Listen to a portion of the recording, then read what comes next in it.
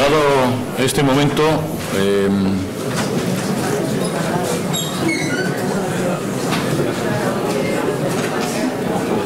se va el autobús.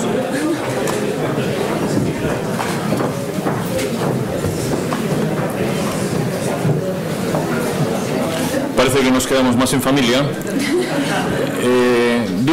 Me parece dura la vida del oncólogo, que además tiene el vicio de fumar, le gusta tomar un café y cuando tiene tiempo cultiva un poco un huerto. Es decir, bueno, llegado a este punto, nefasto la actividad. Bien, vamos a abordar el último tema, porque ya hemos visto a lo largo de la mañana que la evolución del ser humano sobre la Tierra pues tiene esa mala costumbre de comer a diario, si es posible, más de una vez. Bueno, trata con productos químicos de todo tipo, etcétera. Es decir, es algo que ha venido con nosotros hasta este momento. Pero también nos preocupa lo que va a pasar a partir de este momento. Y en ese sentido abordamos en esta última sesión del día el tema de los nanomateriales. Es decir, esto es algo que está ya implantado no solo en el ámbito médico para tratamientos, está en el ámbito de la seguridad, en el ámbito de la investigación, en el ámbito de la automoción. Es decir, hay cada vez más ámbitos donde este tipo de materiales nano, de esa dimensión, se utilizan. Bueno, pues hasta ahora sí, han hecho grandes desarrollos tecnológicos, pero ¿sabemos realmente algo sobre su toxicidad, sobre lo que supone para el trabajador que desarrolla su labor en ese ámbito el contacto con este tipo de materiales? Podemos realizar una exposición muy completa, muy amplia de utilidades, de naturalezas, pero lo que nos importa desde el ámbito de la prevención es: ¿son tóxicos? ¿Cuán tóxicos son? ¿Qué medidas preventivas cabe utilizar en ese caso? En realidad, lo de siempre: evaluación de riesgo y medidas preventivas. Cara a eso, necesitamos saber datos sobre su toxicidad. Bueno, pues buenos días a todos. En primer lugar, agradecer a Osalan que me haya invitado a participar en este curso de verano y, por supuesto, a los que os habéis quedado ahora, agradeceros que os hayáis quedado. Intentaré no alargarme demasiado porque estamos llegando a una hora muy mala, pero bueno, agradeceros también que os hayáis quedado. A mí me ha tocado hablar de nanomateriales y de qué se conoce hasta el momento de su toxicología. Entonces, para centrar un poco y hacernos una idea de qué tamaño de nanomateriales o qué tamaño de partícula estamos hablando, he puesto este dibujo y, según se ve en la gráfica, existe la misma relación entre el tamaño de una hormiga y el circuito de Indianápolis, y esa misma hormiga y el tamaño de una nanopartícula.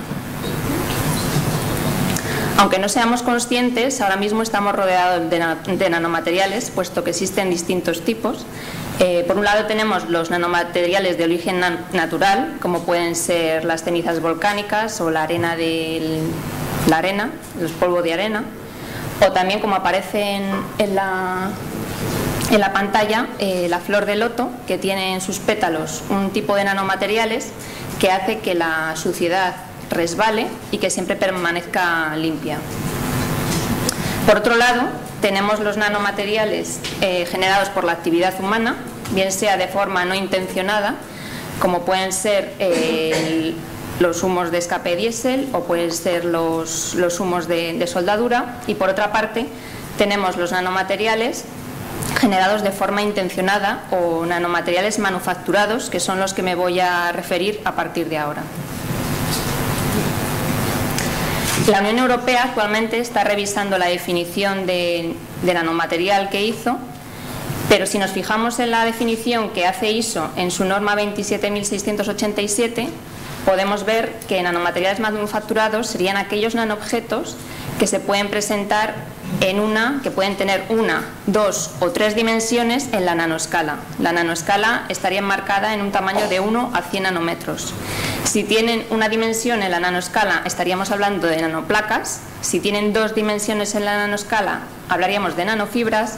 Y si tienen las 3 dimensiones en la nanoescala, son las nanopartículas. ¿Y qué ventajas tienen estos materiales frente a los materiales que se venían utilizando en la industria hasta este momento? Bueno, pues debido a su pequeño tamaño tienen unas propiedades específicas distintas y que les hacen ser especiales. ¿Qué propiedades son esas? Bueno, pues al disminuir el tamaño aumenta la superficie específica y aumenta el número de átomos que hay en la superficie. Este número de átomos que hay en la superficie es mayor que los átomos que están en el interior. El comportamiento de los átomos de la superficie es distinto a los átomos del interior y, por tanto, el comportamiento de esta partícula va a venir determinado por el comportamiento de esos átomos de la superficie. Por tanto, propiedades como pueden ser el color, la reactividad, la conductividad, el magnetismo van a variar. Por ejemplo, el oro, tal y como lo conocemos todos, es de color amarillo en tamaño convencional, es conductor, es un metal conductor, no es magnético y es químicamente inerte. En cambio, según va reduciendo su tamaño, el oro va cambiando de color, puede ser verde, puede ser azul, pero si llegamos a un tamaño de 10 nanómetros, el color del oro es rojo. Deja de ser conductor, pierde la conductividad a un tamaño de 1 a 3 nanómetros, se vuelve magnético y aparte es químicamente, puede ser explosivo o catalizador. Aunque la nanotecnología es un término prácticamente actual, se conocen ejemplos ya desde el siglo IV, como por ejemplo la copa de Licurgo, que la pueden ustedes visitar en el Museo Británico de Londres. Esta copa de Licurgo tiene la característica de que, dependiendo de si la luz es reflejada o transmitida, se ve de color verde o rojo. Esto es debido a una serie de nanomateriales de plata y de oro que tiene distribuidos por todo el cristal y que tienen un tamaño nanométrico, entre 50 y 70 nanómetros.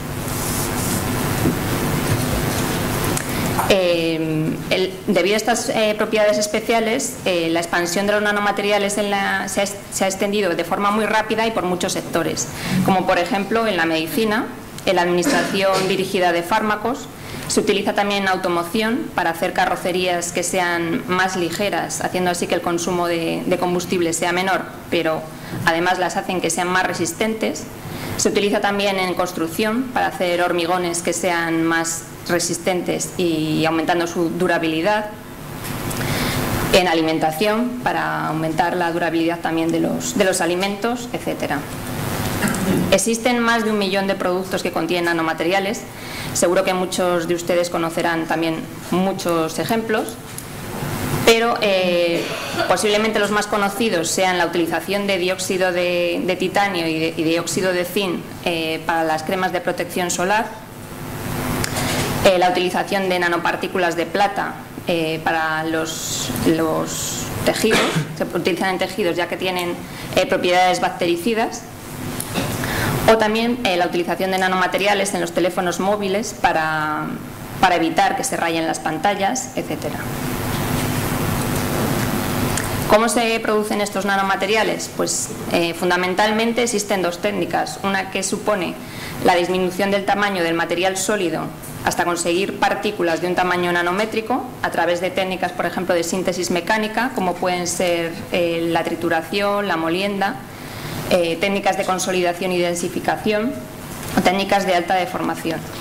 O a partir de los átomos se van consiguiendo agregados de mayor tamaño hasta que consigamos un tamaño de partícula también deseado, un tamaño de partícula nanométrico, por una serie de técnicas como pueden ser la pirólisis de llama inducida por láser, la evaporación condensación, técnicas de sol gel, etcétera.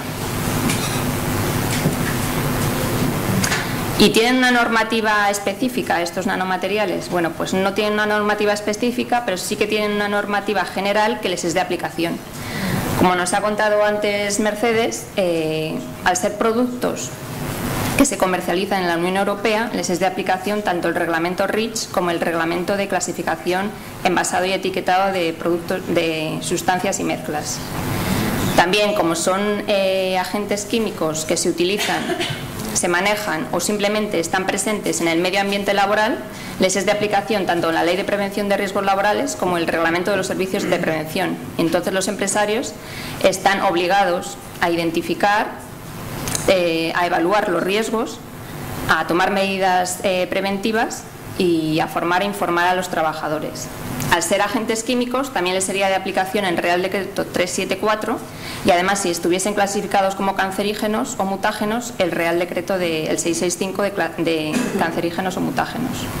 Por otra parte, al ser materiales tan pequeños y químicamente muy reactivos, si tienen la capacidad de explotar o incendiarse, tendríamos que aplicar el Real Decreto de Atmósferas Explosivas, que sería el 681. También tenemos que tener en cuenta el 773 de equipos de protección individual y el 1215 de los equipos de trabajo.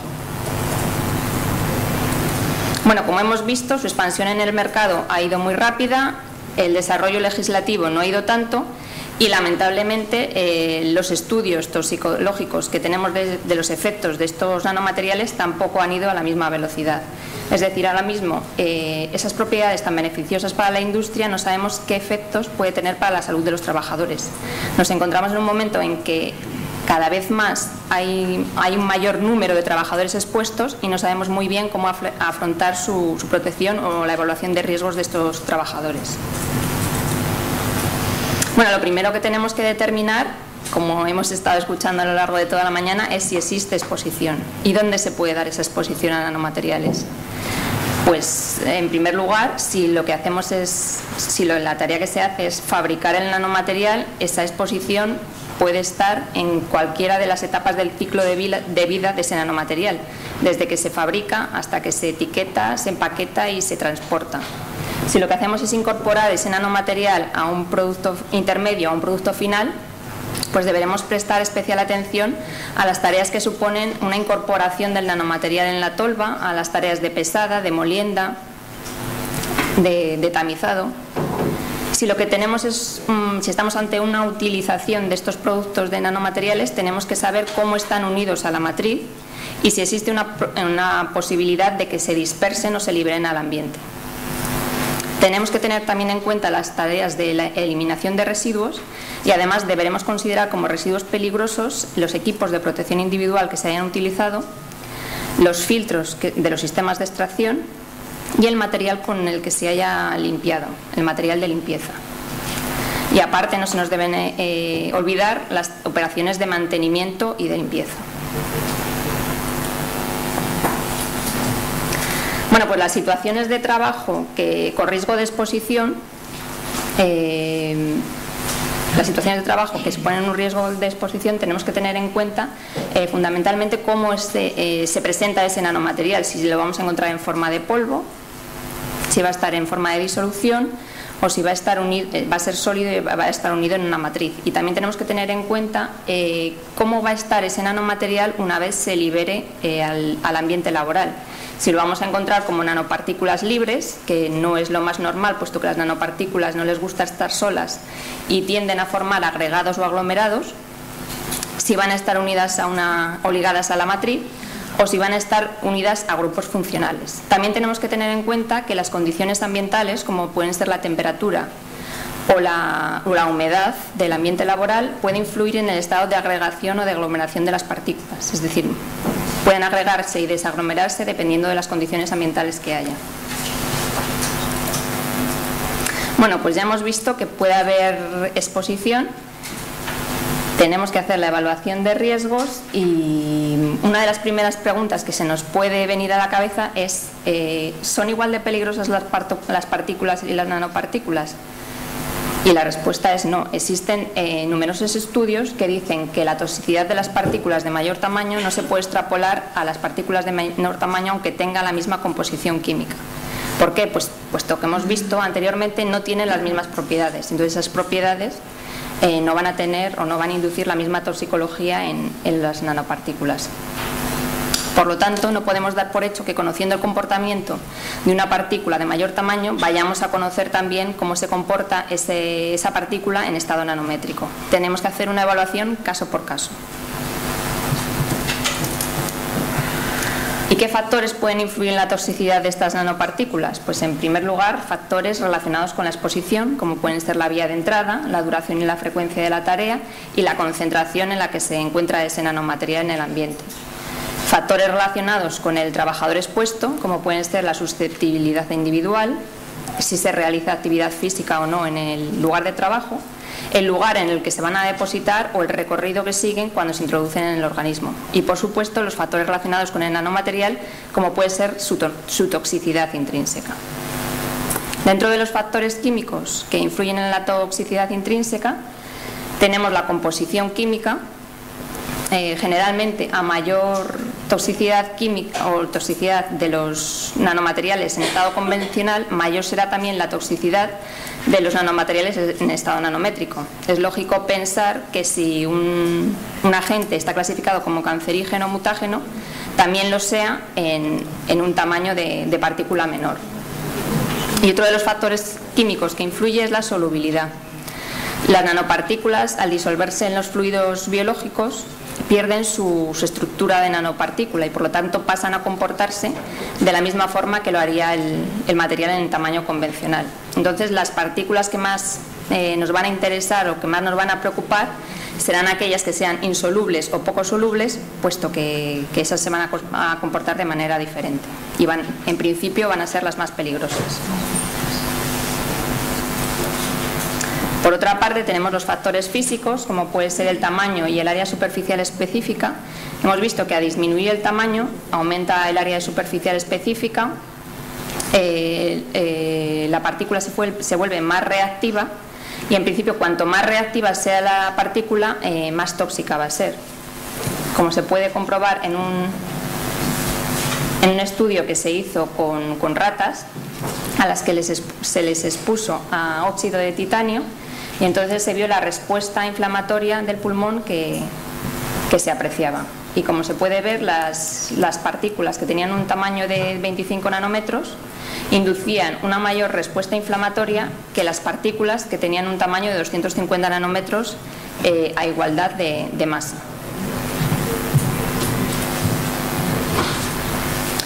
Otro de los factores físicos que influye es la forma.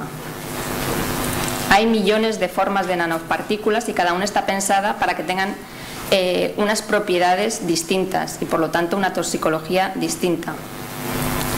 Podemos tener nanopartículas esféricas, de forma de fibra, no esférica homogénea, aglomerados fibrosos heterogéneos, infinidad de partículas. Pero es que dentro de un mismo agente químico también puede haber muchísimas formas.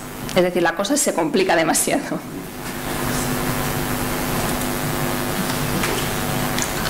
Otro factor que influye es la toxicidad en la estructura cristalina. Se ha demostrado, por ejemplo, que la estructura anatasa del dióxido de titanio es mucho más tóxica que la estructura de rutilo.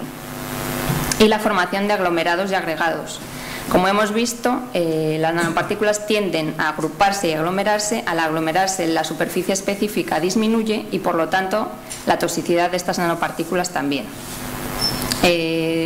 Al formarse aglomerados y agregados y aglomerados, esto va a influir también en la zona de depósito dentro del organismo donde se van a depositar. Y aparte va a permitir que, al aumentar su tamaño, aumente también su peso y se depositen más fácilmente y no queden en el ambiente laboral. Bueno, como ya os han contado Nieves, que es la toxicología, no me voy a detener en esta parte. Hemos visto que puede haber exposición, hay algunos nanomateriales que pueden ser peligrosos y ahora vamos a ver qué efectos pueden tener esos nanomateriales en el organismo. Bueno, las fases de acción tóxica, que también nos las ha contado Nieves. Por una parte tenemos la toxicocinética, que es la que intenta ver qué recorrido hacen los tóxicos dentro del organismo, desde que se introducen hasta que se eliminan a través del proceso de absorción, distribución, metabolismo y eliminación. Y por otra parte la toxicodinámica, que lo que hace es ver cómo interacciona el tóxico una vez alcanzado el tejido o el órgano diana donde va a actuar. Las vías de entrada de las nanopartículas van a ser las mismas que para los agentes químicos. Pueden penetrar por vía inhalatoria, por vía dérmica y, en menor medida, por vía digestiva. La penetración por vía digestiva se puede deber a malos hábitos higiénicos en la utilización de nanopartículas o por aclaramiento mucociliar cuando nos tragamos el moho. Por vía inhalatoria, una vez se inhalan las nanopartículas, pueden quedarse retenidas o bien ser exhaladas con el aire exhalado. Estas partículas se pueden depositar en cualquiera de las 3 regiones del tracto respiratorio, es decir, pueden quedarse en la región nasofaringea, que incluiría la nariz, la boca, la laringe y la faringe, pueden quedarse en la región traqueobronquial, que incluiría la tráquea y los bronquios, o en la región alveolar. Los mecanismos de deposición de las nanopartículas pueden ser por impactación, es decir, la nanopartícula sigue el flujo del aire, pero llega un momento en el que existen una serie de ramificaciones, el aire sigue esas ramificaciones, pero hay partículas que siguen por inercia la trayectoria que llevaban y van impactando a lo largo del tracto respiratorio. Otro de los mecanismos de impactación sería el de sedimentación, que se da cuando la partícula tiene un tamaño determinado, puede caer por acción de la gravedad, cuando la velocidad del aire es baja y el tiempo de permanencia es suficientemente largo para que se pueda caer, se pueda depositar a lo largo de la vía respiratoria. Otro de los mecanismos sería el mecanismo de difusión. Este es en el que las partículas llevan un movimiento aleatorio y van chocando unas con otras y van chocando también con las paredes del tracto respiratorio. Bueno, pues aquí en la gráfica aparece cómo se puede relacionar la probabilidad de deposición dependiendo del diámetro de la partícula. Está basada en un modelo predictivo matemático y según este modelo, las nanopartículas que tienen un tamaño de 1 nanómetro van a tender a depositarse mayoritariamente en la región nasofaringea, con un 20% de probabilidad se depositarían en la región traqueobronquial y con menos de un 1% se depositarían en la región alveolar, cuando lo lógico sería pensar que al tener un tamaño tan pequeño irían directamente y sin ninguna dificultad hasta los alvéolos. Pero como hemos comentado, esas partículas tan pequeñas llevan un movimiento aleatorio o browniano y entonces impactan según van entrando por las vías aéreas respiratorias. A ver, me parece que he corrido demasiado.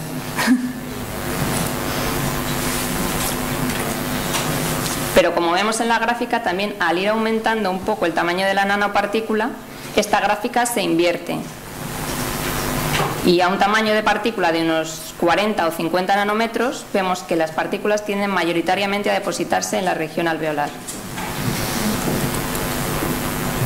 Bueno, la vía dérmica, que es otra de las vías de entrada, a través de la piel pueden penetrar por distintas vías, como puede ser a través de la vía transcelular o intercelular, o a través de los folículos pilosos o de las glándulas sudoríparas. ¿De cómo va a depender esa penetración? Pues va a depender de la zona del cuerpo, ya que no todas las zonas del cuerpo tienen el mismo grosor la piel, ni el mismo número de poros. También va a depender de las condiciones que tenga la piel, al igual que para los agentes químicos, es decir, si esa piel está bien conservada, si esa piel está dañada con heridas o tiene un tipo de enfermedad como puede ser psoriasis o dermatitis. Eso va a influir o va a permitir que las nanopartículas penetren con más probabilidad. Y también va a influir la forma de la nanopartícula. Se ha visto que las nanopartículas que tienen forma esférica son capaces de penetrar más que las que tienen forma que las que tienen no en una forma esférica, sino que tienen una forma irregular. Bueno, como ya os ha comentado Nieves, la distribución de los tóxicos por el organismo, yo me voy a centrar en una peculiaridad que tienen las nanopartículas y es su capacidad de translocarse. Quiere decir que las nanopartículas pueden atravesar las barreras biológicas sin perder su integridad como nanopartícula y pueden migrar a cualquier parte del organismo así. Se ha demostrado que hay nanopartículas que pasan directamente desde la nariz al cerebro. Y también hay estudios que demuestran que la exposición de ratas prolongada a óxido de manganeso se ha visto que hay una acumulación mayor en el bulbo raquídeo que en el pulmón. La eliminación de las nanopartículas solubles va a ser igual que para el resto de los agentes químicos, porque hemos visto que al perder su integridad como nanopartícula pasa a comportarse como las partículas de mayor tamaño, y las que son insolubles o poco solubles, depende de la región del tracto respiratorio donde se depositen, pues van a llevar una eliminación distinta. Si se depositan en la región nasofaringea o traqueobronquial, a través de los cilios van a ir subiendo hasta la boca o la nariz y podrán ser o bien tragados y pasarán a la vía digestiva, o podrán ser expulsados bien sea al estornudar o al sonarnos la nariz. Las que pasan hasta los alvéolos, como ya ha explicado Nieves, son fagocitadas por los macrófagos. Dependiendo de su tamaño serán fagocitadas mayor eficazmente o menos eficazmente. Se ha demostrado que las nanopartículas de menos de 70 nanómetros no son fagocitadas eficientemente. Entonces quedarían acumuladas en el pulmón, pudiendo ocasionar algún daño. Esto sería un esquema general de la biocinética de las nanopartículas. Hemos visto que la exposición no solo tiene por qué ser laboral, sino que puede haber exposición por los hábitos de vida del trabajador. Puede influir la comida, la bebida, si toma medicinas o no, etcétera. Las vías de entrada, vía inhalatoria, vía dérmica y vía digestiva fundamentalmente. Estas rutas que están en forma discontinua serían las rutas de translocación que no están confirmadas, es decir, que son hipotéticas y se necesitan más estudios para que puedan confirmarse. En cambio, las vías, las flechas que tienen que son continuas, gracias, serían las rutas confirmadas.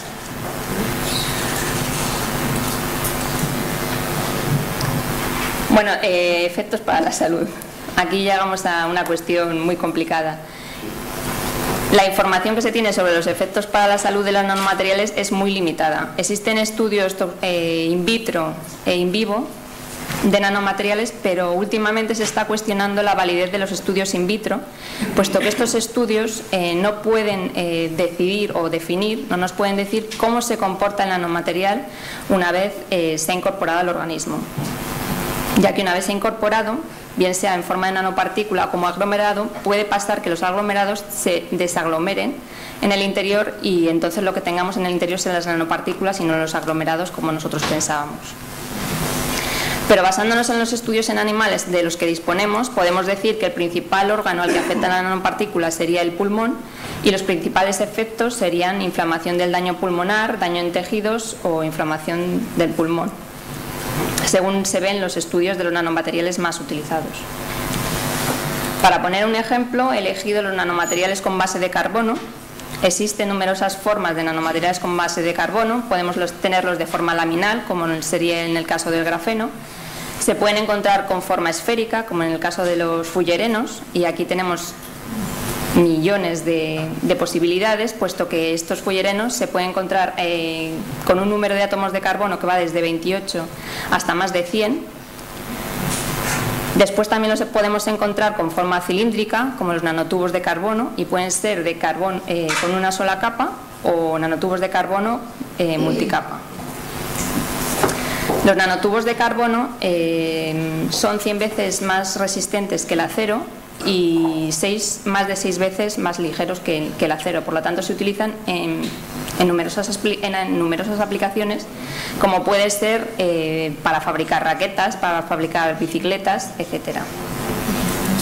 Pero esos nanotubos de carbono tienen unas propiedades que los hacen especialmente interesantes o especialmente preocupantes para la salud.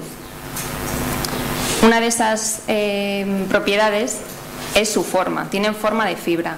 En higiene definimos que una partícula tiene forma de fibra cuando su longitud es mayor de 5 micras y su diámetro menor que 5 micras, y además la relación entre la longitud y el diámetro es mayor de 3. Los nanotubos de carbono además son biopersistentes Y dependiendo del tamaño de la partícula, los nanotubos de carbono pueden llegar hasta los alveolos pulmonares y una vez allí, si su tamaño de partícula es relativamente pequeño, pueden ser fagocitados por los macrófagos alveolares, pero si su tamaño es demasiado largo, puede que esa fagocitosis no sea posible. Si además esos nanotubos de carbono no se pueden disolver o no se pueden romper para poder ser fagocitados, se van a quedar acumulados en el pulmón y pueden producir una respuesta inflamatoria del mismo, pudiendo provocar efectos posteriores. Uy.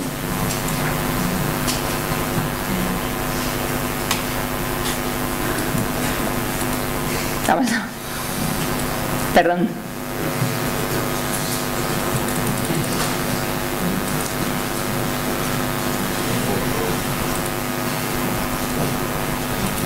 Bueno, hay estudios que dicen que los nanotubos de carbono de longitud, diámetro y biopersistencia similar a los del amianto pueden producir efectos similares a este. Otro de los problemas derivado a esta falta de información toxicológica es que no existen valores límite ambientales. En España no hay valores límite y además los valores límite de los agentes químicos de mayor tamaño no se pueden aplicar, no son de aplicación. Como ya nos han explicado anteriormente, los valores límite basados en salud se derivan a partir de la información toxicológica que tenemos, con la cual se pueden establecer una serie de gráficas de dosis-respuesta y podemos obtener un nivel sin efecto adverso observado. Ese nivel sin efecto adverso observado, en el caso de los estudios que no se han realizado en humanos, pues habría que dividirlo en entre un factor de incertidumbre para hacer una correlación, y tendríamos los valores límite basados en salud. Para el caso de las nanopartículas, debido a que esta información no es suficiente, pues hay casos que no se pueden establecer valores límite. En cambio, para los nanotubos de carbono, que sí que se dispone suficiente información toxicológica, organizaciones como por ejemplo NIOSH ha podido establecer valores límite recomendados basados en salud. Por ejemplo, el valor límite del dióxido de titanio, que sería de 0,3 miligramos metro cúbico, y el valor límite establecido por NIOSH para los nanotubos de carbono, que serían 0,001 miligramos metro cúbico. Otro problema derivado de esta falta de información es que tampoco sabemos qué medir. Normalmente en higiene lo que medimos es masa por volumen, pero aquí se duda si también habría que medir el número de partículas por volumen. Sería mejor medir el número de partículas por volumen o incluso el área superficial por volumen, puesto que hemos visto que ese área superficial va a influir en su toxicidad. Cuando la información toxicológica disponible no es suficiente, hay instituciones como por ejemplo BSI que lo que propone es una serie de valores de límite de tipo práctico, que no están basados en salud, sino que esta serie de valores de tipo práctico se utilizan para ayudar a la selección de las medidas de control. BSI lo que hace es suponer o predecir que estas nanopartículas son más tóxicas que el nanomaterial en tamaño convencional, y lo que hace es aplicar un factor de corrección al valor límite del tamaño convencional para poder establecer una serie de valores límite que agrupa en 4 categorías. Para los nanomateriales insolubles les da un factor de corrección, otro para los solubles, otro para los cancerígenos, mutágenos, asmágenos y reprotóxicos, y otro para las fibras, que a las fibras les da un valor de 0,01 fibras centímetro cúbico, y este valor lo saca de dividir el valor del amianto entre 10. Por otra parte, IFA también recomienda una serie de valores límite tipo práctico, que tampoco están basados en salud, sino que en el caso de IFA sirven para comprobar las medidas de control. IFA además entiende que es necesario tener en cuenta la densidad, por eso la clasificación la hace también en base a la densidad, y que además es necesario medir el número de partículas por centímetro cúbico. Estos valores de IFA han servido a los Países Bajos para establecer una serie de valores, los nanoreference values, que lo que hacen es sugerir a las empresas que utilicen esta serie de valores de referencia en ausencia de valores límite ambientales basados en salud. Estos valores están establecidos para 8 horas y para exposiciones cortas les recomienda multiplicarlos por 2. Bueno, hemos visto que hemos encontrado muchos obstáculos en este camino. No hay suficientes estudios toxicológicos para todos los nanomateriales que existen. Se desconoce o no se conoce qué efectos pueden tener para la salud de los seres humanos. Y aparte, no hay valores límite basados en salud. Pero bueno, esto no puede servir de excusa para quedarnos parados y no hacer nada, puesto que hemos visto que sí que hay valores límite de tipo práctico que se pueden utilizar. Además, existen unos métodos cualitativos que nos pueden ayudar a hacer la evaluación de riesgos y hay una serie de medidas de control que sí se ha probado su eficacia para los nanomateriales. Bueno, para profundizar más en lo que os he estado contando yo y en más temas relacionados con nanomateriales, el Instituto ha publicado un documento que se llama Seguridad y Salud en el Trabajo con Nanomateriales, que acabamos de presentar en Madrid y la semana que viene presentamos en Bilbao. Y os invito a que leáis este documento si queréis profundizar más en este tema. Y por mi parte, muchas gracias por vuestra atención.